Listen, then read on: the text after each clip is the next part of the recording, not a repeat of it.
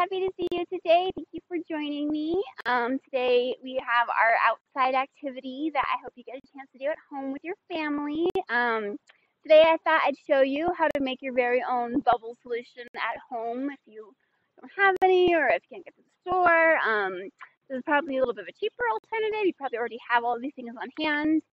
So I thought it might be kind of nice to do this together. And then I also have some different tools that you can use at home. If you don't have the traditional bubble ones, you can use some of these to blow some bubbles. So let's get started. I do warn you, my dogs love bubbles probably more than even your kiddos do. So if I'm practicing my blowing the bubbles out here and they come and join me, don't be surprised. So to start off, you probably want a container that's pretty shallow for your kiddos to dunk their tools in. I like this little flat Tupperware container that I have. We've used trays at the school. You can use bowls or plates, whatever you might have, but something shallow and a little bit wider usually works pretty good. The first thing I'm going to do is dump in my water. I have about, my recipe called for 1.5 cups of water. And of course you can always change this recipe if you don't want to make so much, you want to make more. I'm going to pour that right in there. And then the next ingredient's kind of wacky, but calls for some sugar. And I think it's to help the bubbles not pop so much, but I could be wrong, but I'm going to go with the recipe that I found online. So I'm adding about a tablespoon of sugar.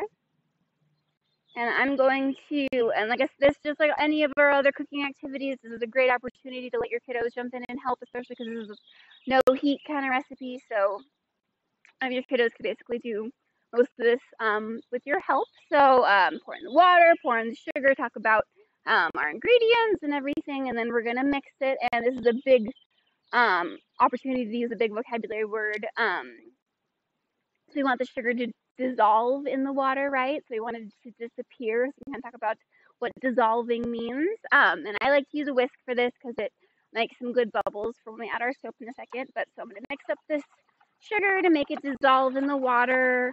I've already got the bubbles from my first attempt when I practiced this about 20 minutes ago.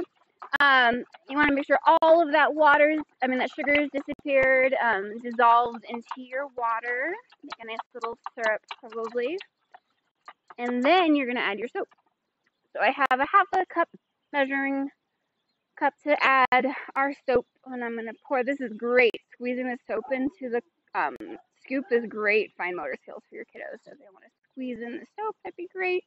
Obviously your bubbles are going to, your soap or solution is going to look whatever color soap you got. Dish soap is the best soap to use because it has the most bubble producing, I think, and it also is pretty tough. So it'll help keep your bubbles from popping longer, right? So I'm going to pour this in, and it's going to turn everything nice and blue, of course, because my soap is blue. And you can let your kiddos run a little wild here in mixing this. I recommend doing this outside so you can get soapy water all over the place and it does not matter. And you kind of want it all mixed up together. It's still going to look blue no matter what you do, but kind of mix it up and make sure it's all stirred in there. And then it's done. Easy peasy. And I'm sure most people have soap and sugar and water lying around. So I hope you get a chance to do this.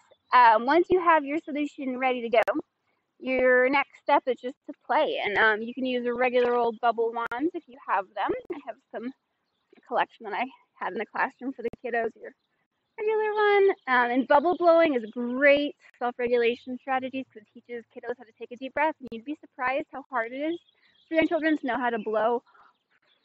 I mean, I'm sure you all know, like birthday candles, how tricky that can be sometimes. So blowing bubbles is a great activity both for predicting, experimenting, and playing, and also kind of breath control and self-regulation strategies.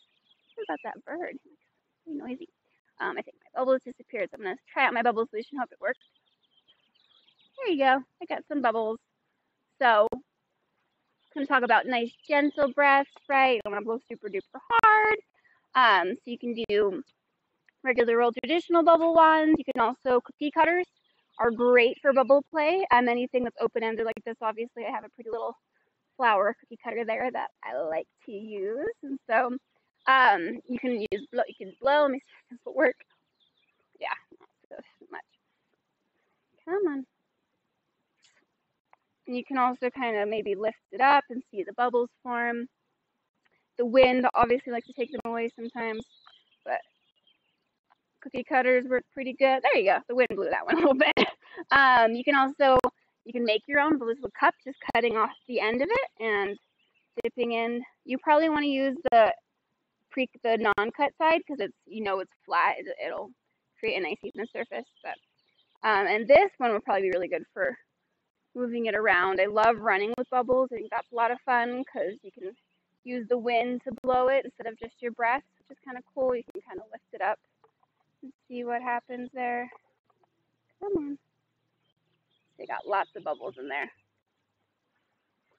Make some nice big bubbles. And then the last little bubble one you can try to make yourself with a little pipe cleaner. Tiny, self-explanatory. Just twist it into a circle. And then you have yourself a bubble wand. That one works pretty good.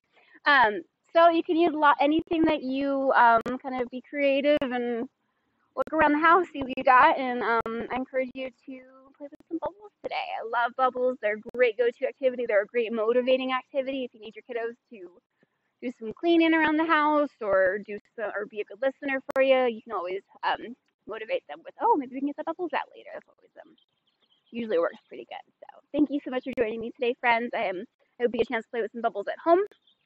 I'm sure you could probably save this. If you have Tupperware, just put a lid on it and save it for the next day. I'm sure it'll work. It's just soap and sugar and water, so why not? I will see you tomorrow, friends. We're gonna do some more books we're gonna do our fish books. I'm very excited about learning our new nursery rhyme as well. So thank you so much for joining me. Give me some knuckles, and I will see you tomorrow.